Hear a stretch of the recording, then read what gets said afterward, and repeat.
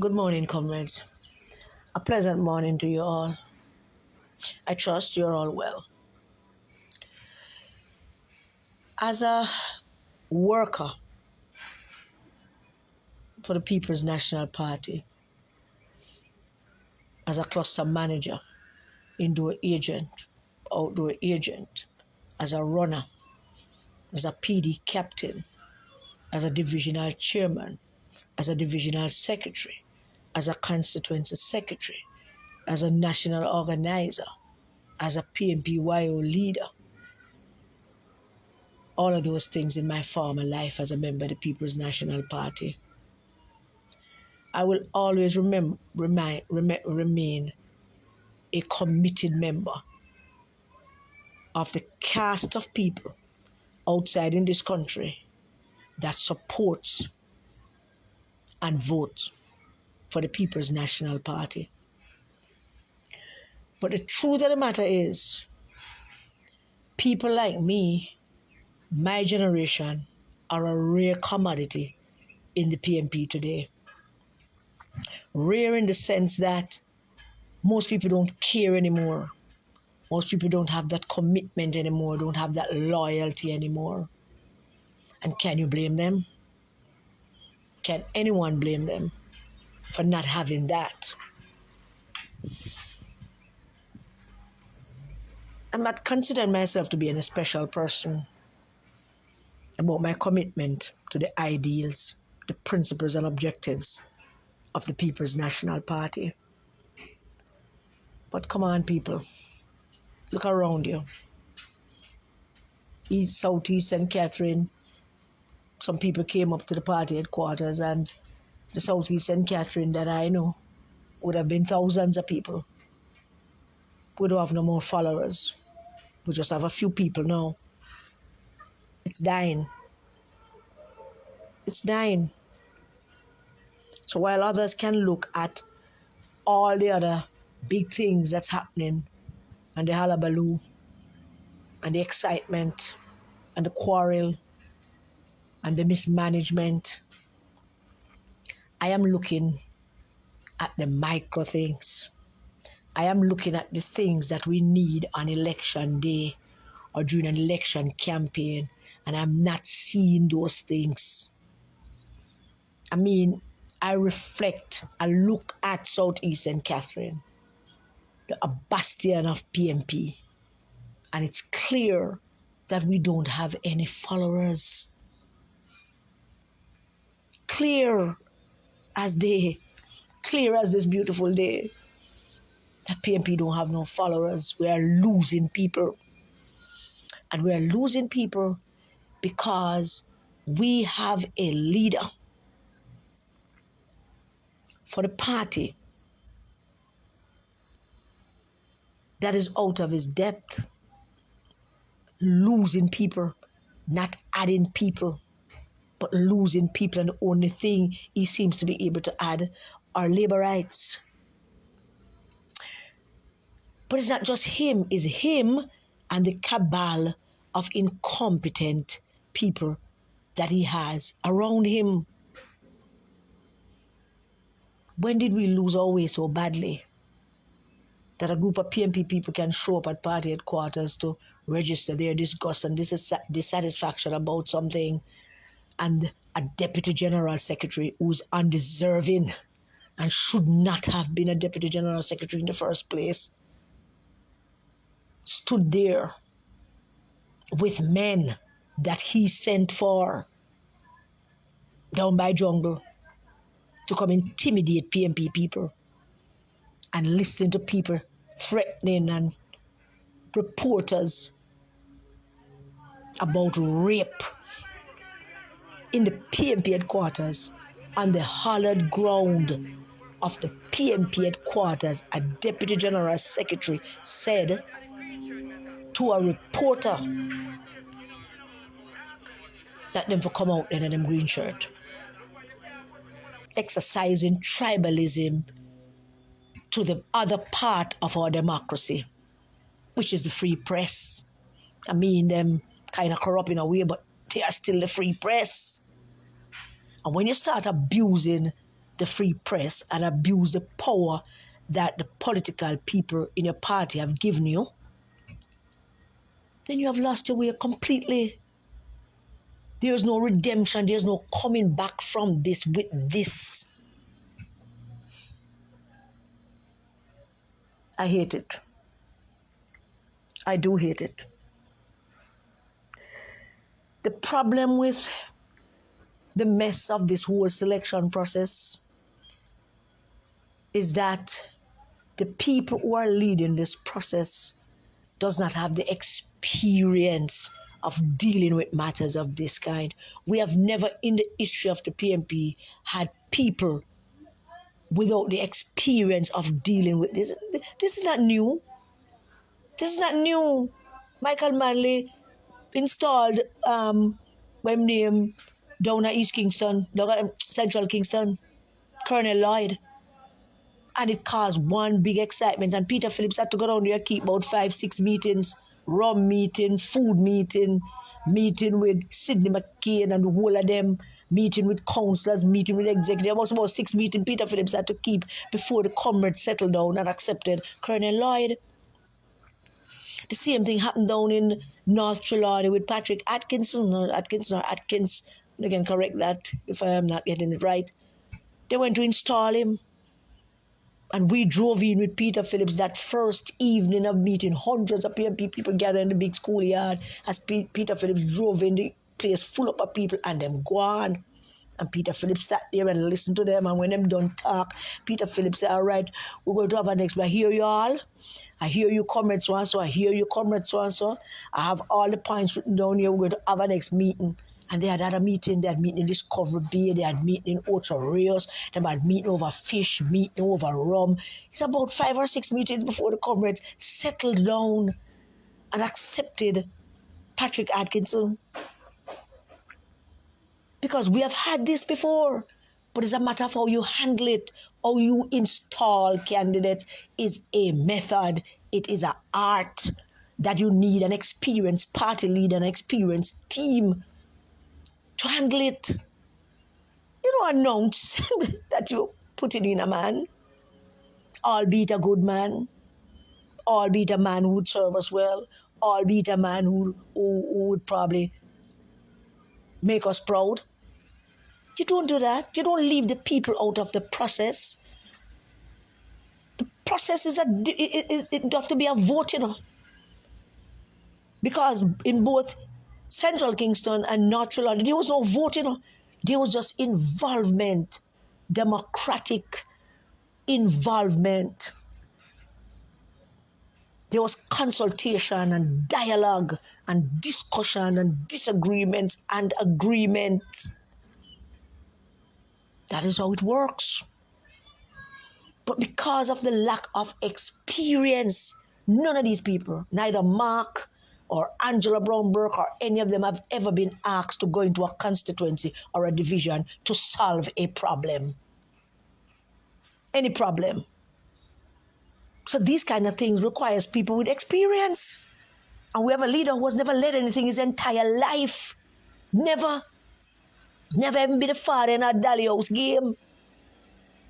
And that is why all of this confusion. Lack of experience in dealing with this kind of thing. This is not a new thing in PNP. How many people remember when Paul Burke challenged PJ for chairmanship of the party every damn year for about 10 years? Then come to the NEC challenging PJ.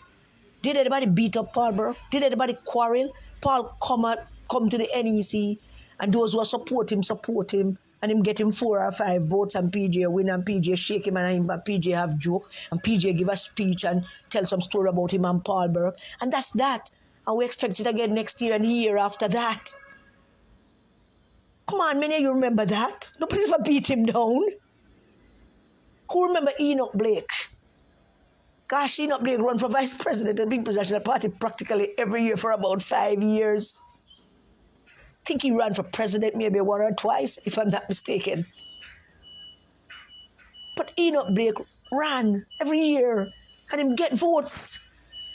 100 votes, 60 votes, sometimes 100 and had. Who prepare people vote? Nobody beat him down. Nobody quarreled with him. Suddenly, this is the PNP where people don't have the right to exercise their disappointment in the party that they have served. The people of Southeast St. Catherine have served this party, all of them at some level. Indoor agents, runners, outdoor agents, all of them have served their party. They deserve to be heard. And there's nothing more terrifying and frightening in a political organization than the thought that you are not heard. It is a terrifying and frightening thing for people who have dedicated their lives to serving their party and then to feel like they are not heard. Nothing is more terrifying than that, which is why tempers boil over. This is so disappointing. And then this little youth that have done the dirty work for Mark and Angela and been installed by Peter Bunting to be Deputy General Secretary, out of depth, don't have a clue what that entails. This is a downgrade of the People's National. We are Deputy General Secretary Danny Buchanan. Hear me, we had Deputy General Secretary Danny Buchanan. We had Deputy General Secretary Julian Robinson. We had Deputy General Secretary Maureen Fair-Weber. And this is what we have now as Deputy General Secretary, standing up in the PNP headquarters amongst PNP people, threatening the other part of our democracy. A part of our democracy is our free press. And having thugs standing up in the PNP headquarters, threatening a woman with rape and want to say that is the people from Southeast St. Catherine did it. And it was not. It was the guys that he sent for, the 2 carload of guys that he sent for down in jungle. Where did he learn that from? He learned that from the leader who every time him open him mouth to talk about the resistance, him talk about how him from jungle, that jungle him come from. And him is a stepping razor. Don't you watch my size, I'm dangerous. Those are words that the leader of the party spurred against the resistance. He said it when I came to the annual conference last year. I sat there and listened to him talking about his jungle him come from. And him is a stepping razor. That's the example that he set so that Dexroy Martin can talk on him phone and call 2 carload of man to come to party headquarters to intimidate people that have worked and sweat and toil for this party. How many of you are happy this morning about that? How many of you are happy this morning that this is the People's National Party? Dexroy Martin should be removed. It's not the first time him do these things. When we went up there to demonstrate, him exercise all him dirty behavior too. But we didn't take him on. We didn't take him on because when I went to party headquarters, the times that I went to demonstrate and express my disappointment in my party, I did so peacefully. And even though they set up to have a confrontation with us, I stood my ground with my little crew of people and we said we will not engage in any kind of confrontation on the grounds of the People's National Party. We can quarrel, yes. But they threatened us with violence. Him, Dexroy Martin, did. Flash him off of me. Go away. Come out. Come out, Mr. Come out here. That's what that little fellow said to me the day everybody was there and saw him. I never talked about it before. Come out here, man. Go away. Me, Karen Cecilia Cross. That's what he said to me. I can't forget that I heard that him call Peter Phillips boy. Boy, you for go away when Peter Phillips won the 2019 elections. I spoke about it in one of the WhatsApp group and nobody look at me. I hear some the other NEC tell Peter Phillips, boy, you for go away. And this young fellow, come in and call him boy. Not stooping to his level. I don't call nobody boy. This young fellow threatening reporter and causing confrontation in the People's National Party headquarters, where he is the Deputy General Secretary. And Mark Golding is keeping him because him is him bagman, him is the guy who does the dirty work. So the People's National Party is basically a mafia organization and not so much a political organization anymore. I am disheartened. I'm totally disheartened. I am totally disheartened. And every time these things happen, I can feel the winds in the air. And I know that every time these things happen, all that happens is that the PNP people then move away from us more. Some 20-point turnaround in the polls that put the PNP at 0.2% lead. And that is not PNP people. That's a mixture of PNP people and people that vex with Andrew Holness. And I should do a poll now. A poll, an internal poll. Somebody should commission an internal poll to see how the delegates feel about the leader of the party. Somebody should commission a poll that match up Mark Golding and Andrew Holness again. And see where that's at, where that is at now, because I guarantee you, I don't have the money to bet. There's only $50 in the wallet. But I guarantee you that his 14.7% is much less now. Just by his handling of these internal issues. He has no veto power. He doesn't have any special power. He has the authority that was given to him, given to the party leader, to make amends,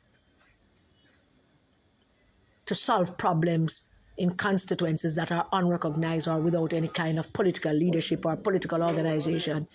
The argument was not supposed for him to be a veto leader. It was supposed to be him that if there is a problem in a constituency that is unrecognized, he has the responsibility to go fix that. I have to be moving around because it's a noisy place. That was what, let me repeat that, because just the noise on the background. When PJ was given that responsibility to make that decision about some constituencies, those are constituencies that had no leadership.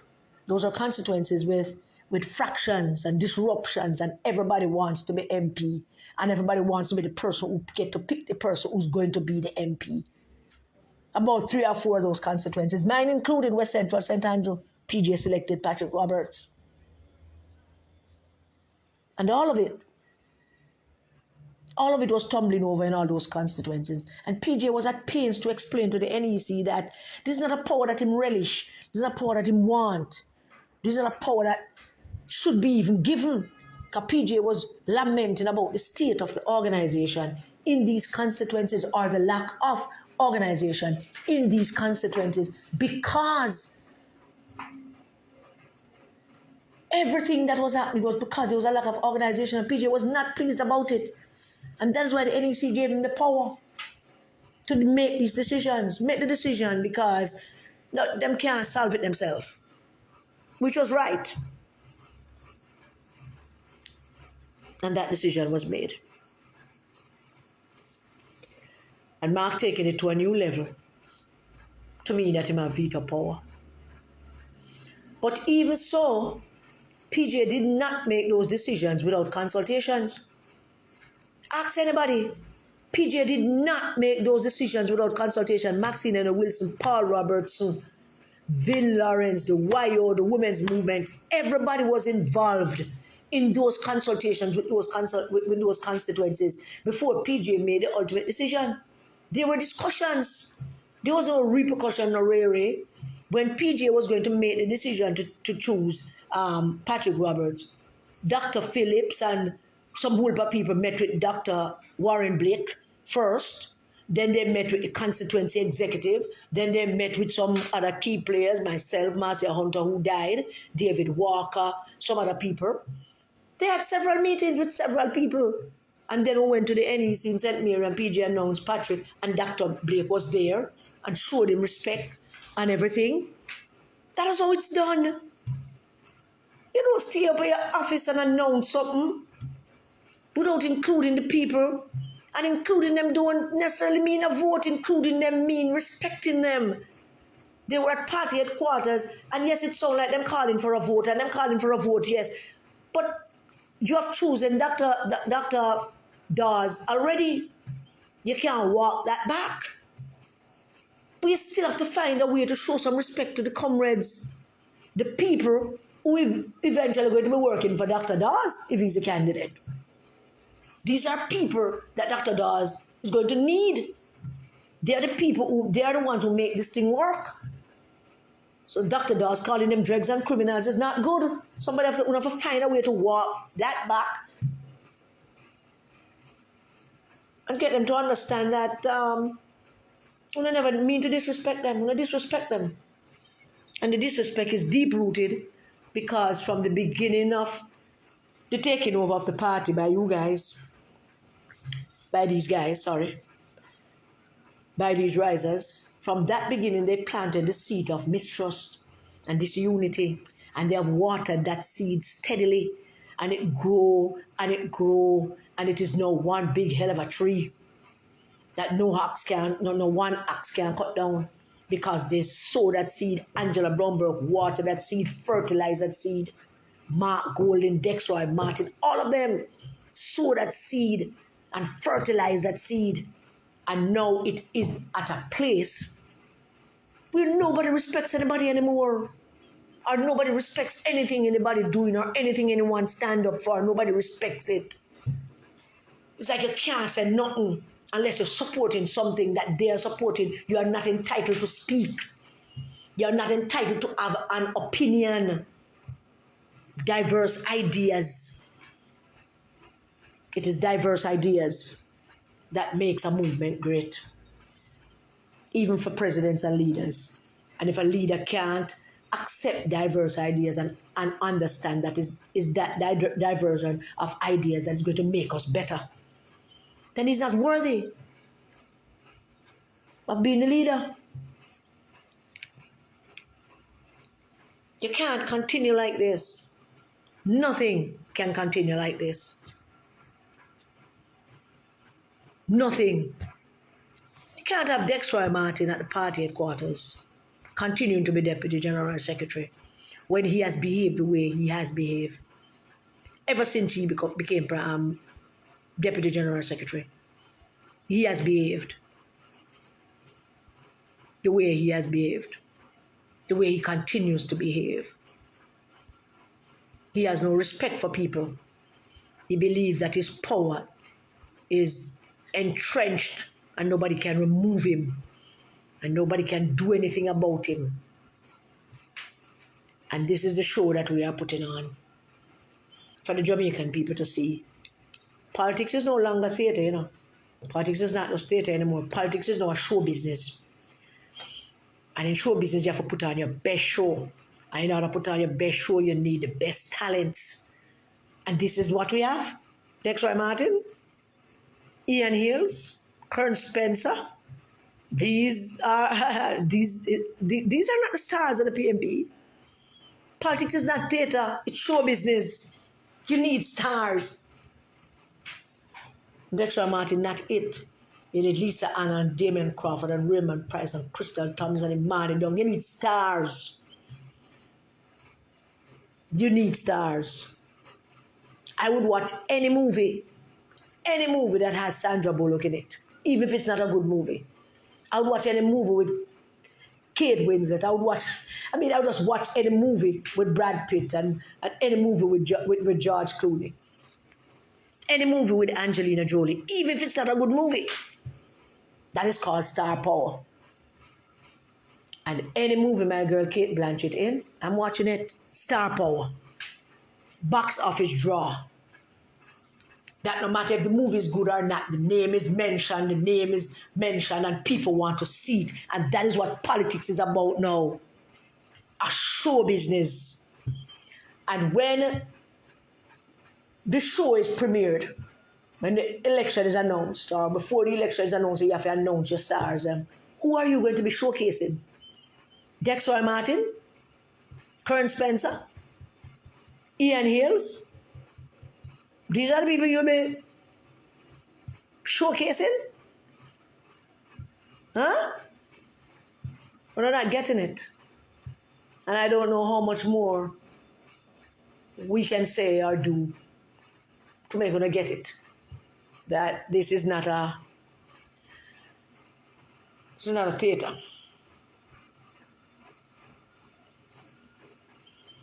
And Mark Golding don't know yet.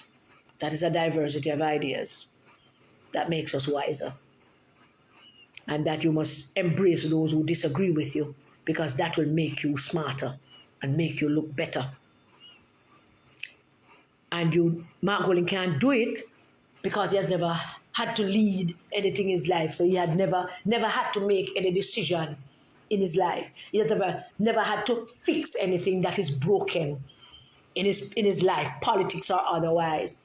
Because all of these consequences that he has broken, he has no experience how to fix them, and he has nobody who has an experience to fix them, because Angela don't have the experience of fixing anything. Angela is good at breaking things, but I don't know how to fix things. Consequence disruptions are nothing new to the PNP, but how the leaders have handled them over the years is what counts. And yes, Colonel Lloyd, Patrick Atkins, those are the two most contentious installations of candidate in my time in politics. I watched it play out. I watched the excitement down in Central Kingston. Who him for go? We don't want him. That's the first meeting. And the second meeting, everybody oh, we don't need to talk to it good. And by the third meeting, yes, boss, what you say? Yeah, man, we're going to work with that and go do that. And by the fourth meeting, we have some more issues, but so and so and so and so. And by the fifth meeting, nobody have anything to say. The candidate is in place. And everybody who participated in those discussions is they install him, not the leader. Do you get it? By the end of all those discussions, it's not the leader install him, It is they. Ask Annette Parchment down in North Trelawney how it all started with Patrick Atkins and how it ended. Because at the end of the day, they were the ones who installed him. That is smart leader who involve these people, because it is them that this man is going to represent, and they must have a say in it. They must have a say in it. You can't not let them have a say in it with this foolish idea that you have some kind of veto power. I'm telling you again, it's two people I know have veto power. Well, not two. In the United Nations Security Council, I believe the US have veto power, and so does I think the 7 top countries have veto power. But in the United States, President Biden is the only man with a veto power.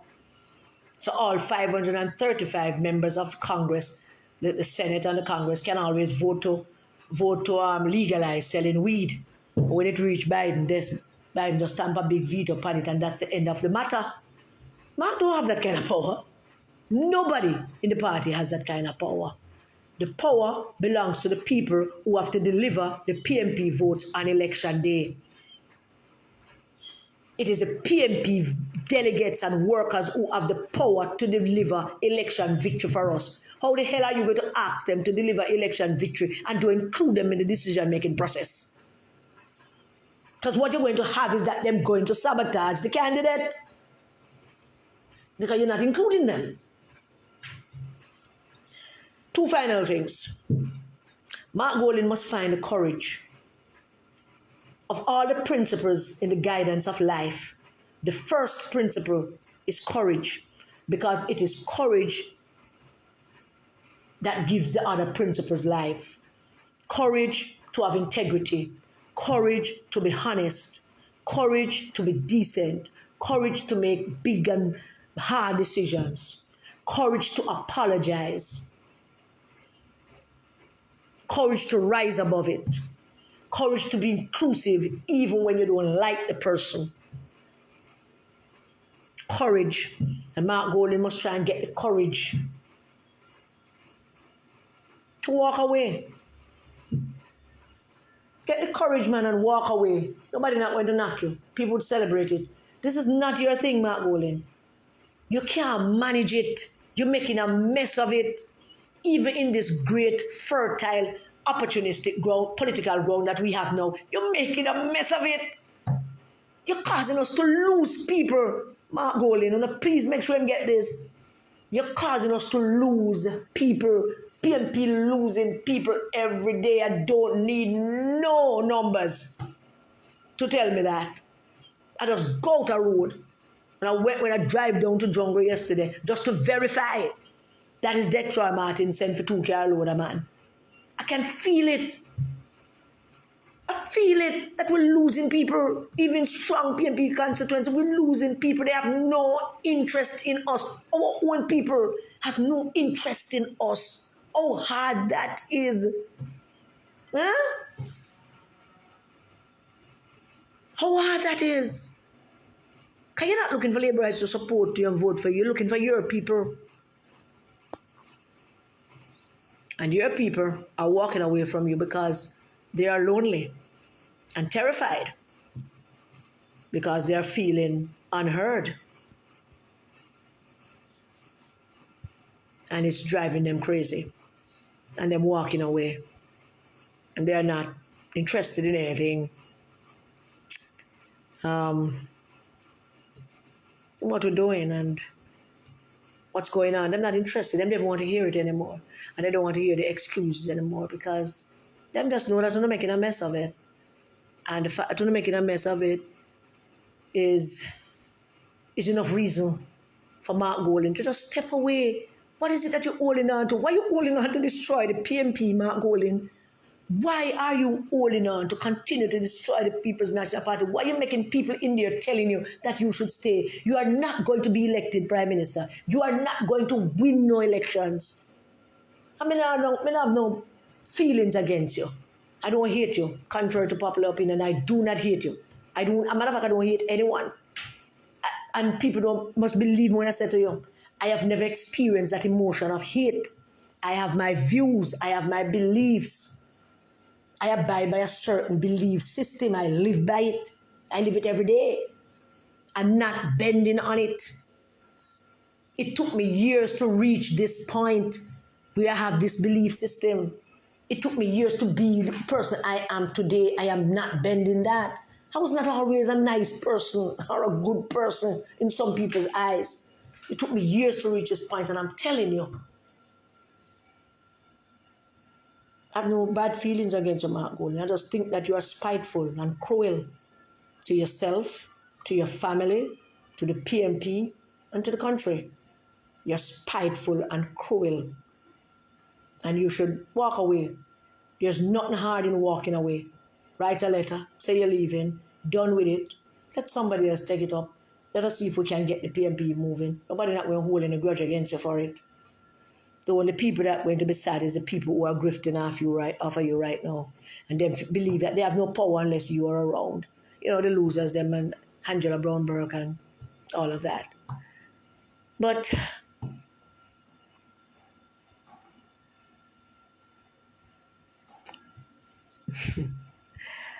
I am all right. Didn't cook any rice and peas Sunday, so I'm cooking rice and peas today. I'm going to finish cleaning up the kitchen, but I'm tired because I cleaned up the yard and out of the road. That is a tiresome thing. But I was feeling despondent and down, and I know it's because of the state of my party why I'm feeling this way. So I decided to do this. Thank you for listening to me. God bless you all. Stay safe and keep our children safe. I don't know what else to say. That's it.